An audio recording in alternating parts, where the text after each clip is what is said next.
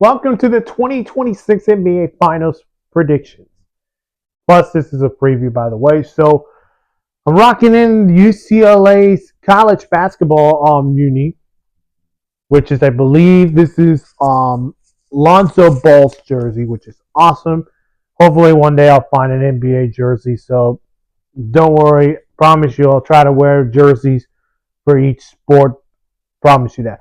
But this is the 2026 NBA Finals that we're talking. That will kick off tomorrow for Game 1 in San Antonio when the Western Conference champs take on the Eastern Conference champs tomorrow. So let's talk about it.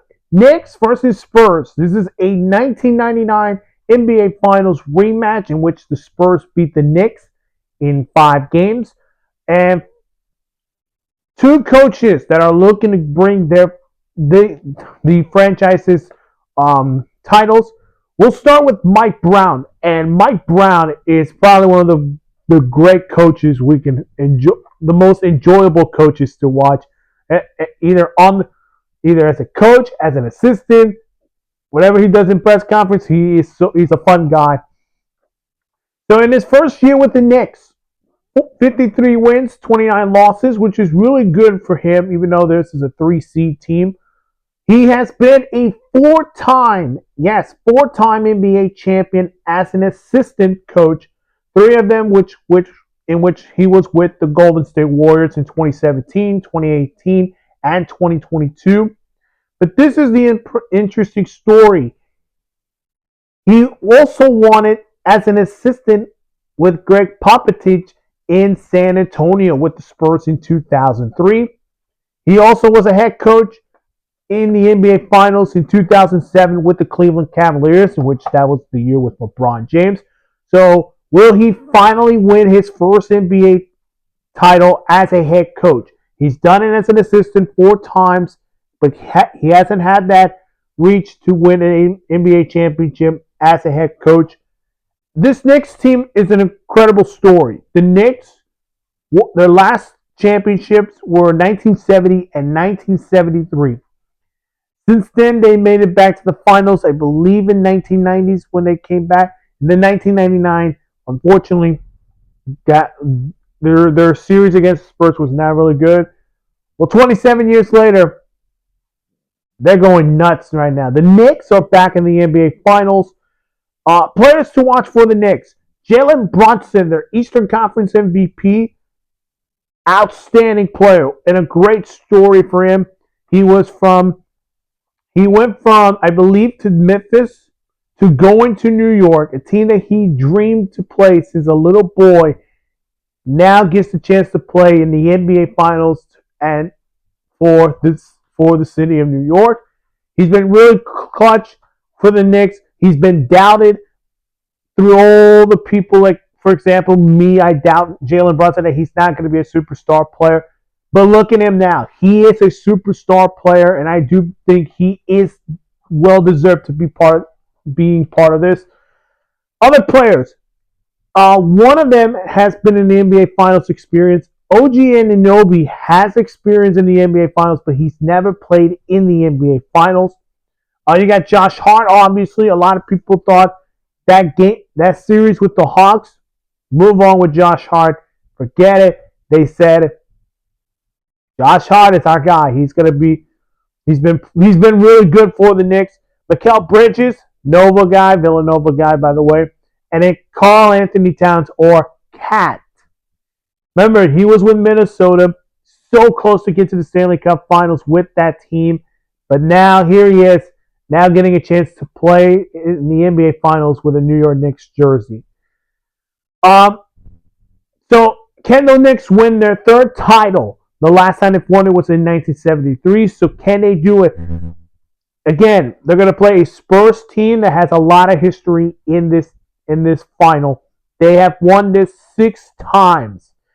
The Spurs won it in 1999, 2003, 2005, 2007, and 2014, in which that was 12 years ago. So for the Spurs, it's their first appearance back in 12 years. So congratulations, San Antonio. After a Game 7 thriller to the OKC Thunder just I'm putting a date as of now, just 3 days ago after their Game 7 win. Mitch Johnson is their coach with 94 wins, 65 losses. That includes him as an interim coach last season, and then turning his season around as a new head coach of the San Antonio Spurs. So, what a story for him as an assistant, and now going from as an assistant coach for Greg Popovich to now promoted as a coach, and now he's led this team to the NBA Finals. Will he win his first one as a head coach? The player that most of us will be keeping an eye on is Victor Wembanyama. He's a 7'4". He's got long hands, and he can shoot threes. That guy can shoot threes and shoot twos. But he is, of course, the Western Conference MVP. He's the defensive player of the year for this season, and he is tremendous. He's a dominant force. This is one of those. We're in an era where now Victor Wembanyama takes over the NBA. That's mainly the question that we got to keep an eye on.